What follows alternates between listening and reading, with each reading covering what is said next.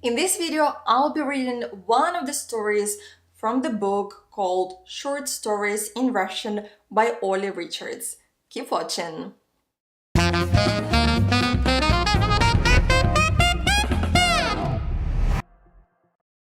Hey, what's up? Christina here from Boost Your Russian, bringing you the best tips and tools for learning Russian online.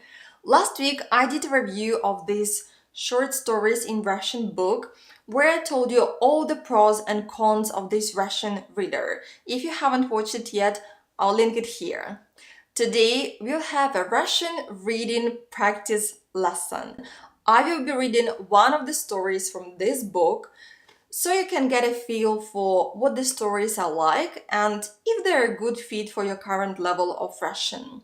As I mentioned in the review video, this Russian reader is geared towards high beginner and lower intermediate levels, even though it says here for beginners on the cover. I got this book on Amazon, the link is in the description, and now I'll be reading the story called Чудовище, a monster. By the way, let me know in the comments if you already have this reader. Write "да" or "нет" below in the comments. And if you do, follow the story with me. I'm starting from the page 33. Let's begin. Глава 1. Прогулка в горы. Аргамджи – это известная гора в Алтайском крае. Некоторые приезжают сюда на машинах с семьями, просто чтобы отдохнуть на природе. Более активные люди занимаются бегом или ходят на прогулки. Всем очень нравится этот регион. Светлана – одна из таких активных людей и очень любит проводить свободное время в горах. У Светланы важная работа на местном заводе по производству немецкой техники. Она хорошо знает немецкий язык и работает вместе с немцами. Она много работает на неделе, но несколько часов прогулки по горам, и она совсем забывает о работе.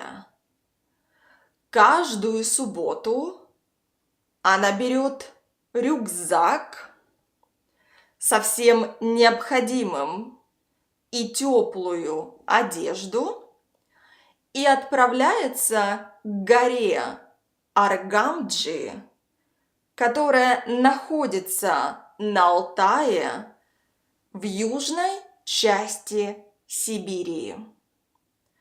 Поскольку летом в горах Алтая очень сухо и жарко, а зимой очень дождливо и холодно, Светлана ходит в горы в мае и начале июня, когда днем тепло. Григорий, близкий друг Светланы, тоже любит гулять по горам. Каждую субботу они встречаются в 10 часов утра на парковке у подножия горы Аргамджи. Так и встретились они в прошлую субботу. Кто бы мог подумать, что эта прогулка окажется началом странного приключения. «Света! Я здесь!» – закричал Григорий. «Я вижу тебя! Уже иду!» We just finished the first page and I have a feeling that something is about to happen. Give me a like if you're enjoying the story, and remember to subscribe and hit the little bell sign if you want to be the first to know when I upload new videos. Unfortunately, I can't keep reading because it's not my book and I don't want to run into copyright issues. If you like the story and think that it's the right fit for your current level of Russian, I will leave the link in the description where you can buy it through Amazon. I'm telling you, these short stories in Russian book is the bomb. Good job, Ollie. Here you will find my detailed review of this Russian reader, and if you want more Russian reading practice, check out this reader of mine, also for beginners, and I'll see you in the next video.